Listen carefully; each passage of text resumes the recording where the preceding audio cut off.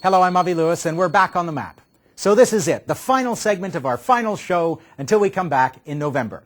I think it's fair to say that we had no idea what we were getting ourselves into when we signed on for 4 weeks of daily international news analysis peppered with unrelenting points of view. But before we go, we'd like to play you some of our very favorite encounters from the last 4 weeks. Let's talk about the intervention to bring democracy, quote unquote, increasingly in what many people see as an almost Islamophobic context. There's no Islamophobia. It's a myth.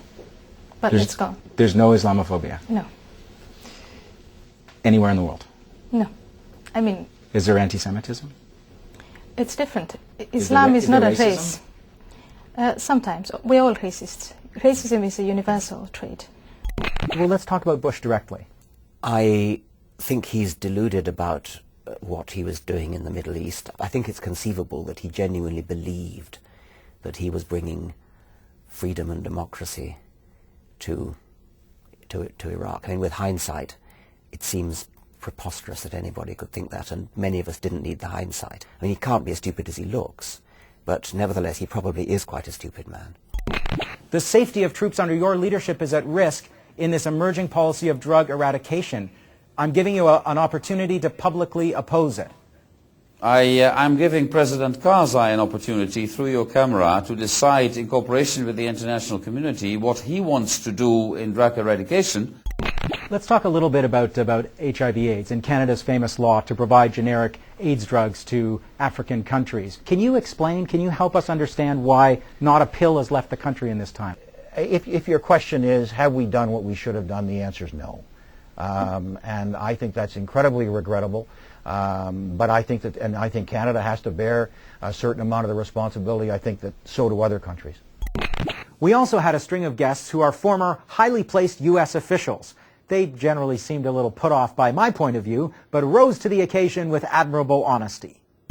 Isn't that precisely the problem, though, that green fuels are being used as a cover for another massive transfer of public wealth to big corporations? They're just doing, you know, you've just got a perfect transformation of the corporate welfare system. This is Gaga land. As long as you are Welcome moving to On the Map, away, Jim. Right. So then what you're suggesting then is that this law ought to be withdrawn because it's obviously dividing rather than uniting Iraqis. No, I frankly don't care what the outcome of this law is. To me, again, whether there's one Iraq, whether there's an Iraq that's federated into 3 pieces, whether there are 3 Iraqs, is not an American strategic interest. You've managed to say narco-terrorist twice in one initial Absolutely. answer. That's a conflation which doesn't really correspond to reality. It's a convenient one that took place after 9/11.